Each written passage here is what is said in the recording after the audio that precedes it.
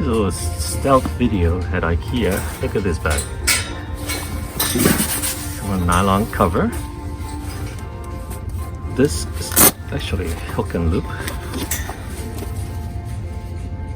So we fit lock this, right?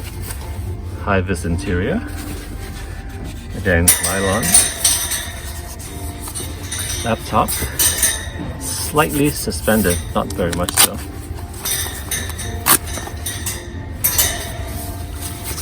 Two pockets in the front. No internal water bottle pocket. Gazetted front pocket under the flap. Not bad, right? Oh, and then more luggage passed through, but a velcroed back pocket. This is an inch webbing. Maybe cotton, probably recycled something. Couldn't figure out the price.